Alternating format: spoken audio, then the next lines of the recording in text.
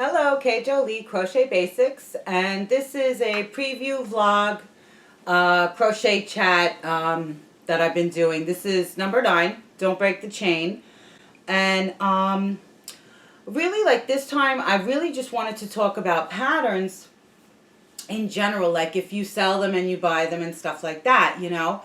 So what I was thinking was like, you know, I buy patterns, I write patterns, okay.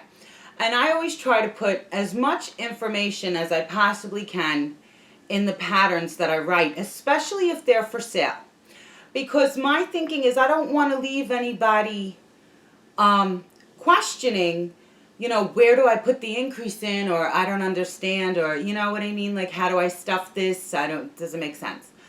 You know, because I buy patterns. I've purchased patterns before. And I also used to watch Crochet Today, Knit and Crochet Today or something like that. And I used to get the magazine. This is over 10 years ago, I think. 2010, 2009, something like that. I used to get this magazine and stuff like that with all crochet patterns. And I think it was put out by Red Heart. Anyway, point being is if you're a seller, you know, I think you really should put like the information in that, you know, like I've purchased a pattern off of somebody on Etsy's, and I needed the pattern for something. It was a pattern of a goat. I don't even want to go into why, but the person I purchased, or whoever wrote it, because this is years ago, this person just put, oh, increase row. Didn't say like where to put the increases in, or you know, how to like round out the piece or whatever it was, and I was like lost, and I said, I don't understand. Like I was like, to me that wasn't a full pattern. Like it wasn't all the information that was needed to make the pattern, and I ended up having to wing it anyway, even though I did purchase this pattern to make it. And I think also, if you're a buyer, especially on Etsy's and stuff like that, because you're dealing with people. You know, you're dealing with, it's not a company. You don't know who's editing the videos, or not editing the videos, but like editing the patterns and making them, you know, cohesive and whatever. So I think, you know what, before you purchase a pattern, contact the seller, especially if it's the first time you're buying from this person. Definitely contact the buyer and say like, oh, does it have a stitch count? You didn't mention if it has that, or does it, you know, tell you how to sew the pieces, or you know, whatever it is. Are there a lot of pictures in the pattern itself, so that when you get the PDF, like the downloadable file, that you are not being surprised.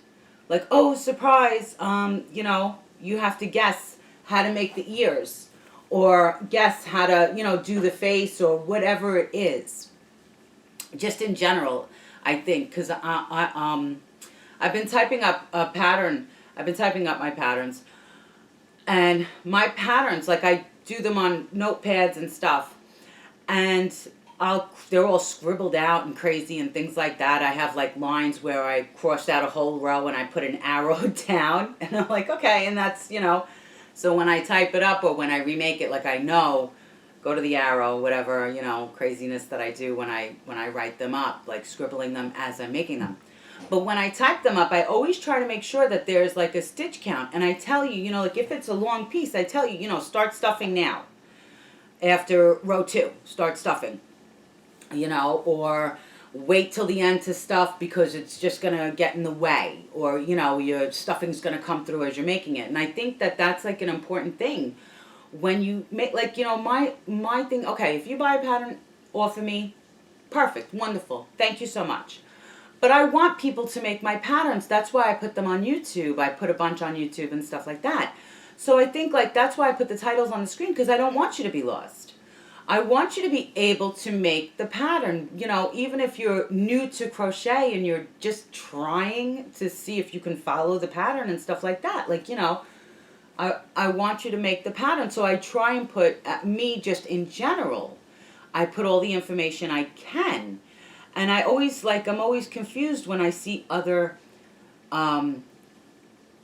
YouTubers or, you know, like people that sell that I've purchased from or stuff like that, or I see in the feedback or the rating or whatever that, or they message whoever, you know, like they feel like something's missing from the pattern, like where's the stitch count, or where am I putting these increases in? Are they all going in on one side of the piece, or are they going, you know, worked all the way around the piece, you know?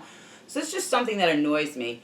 And that's like, you know, so if you write patterns, and especially if you sell the patterns, you know, put the information in there so that people can make your patterns, you know, and they're not lost.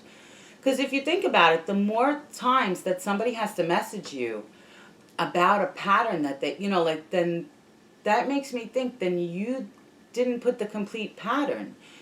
You worked it up so that someone, you know, that you can rework it, not necessarily somebody who's never worked any of your patterns can work it. Not everybody's an expert, not everybody's an intermediate, and not everybody is proficient or like up to snuff or whatever it is, like, you know, knows how to read a pattern. I don't know what you're thinking. You don't know what I'm thinking. That, you know what I mean? So if I say, like, you know, put the increase in or whatever, you know, I always try and tell you where or how many times, you know, or it's the whole row or whatever, so that, and I always try and give a stitch count too, because I've been lost on other people's patterns and stuff like that, and I'm like, how many stitches is it supposed to be in this row? Is my math off, or like what's happening here?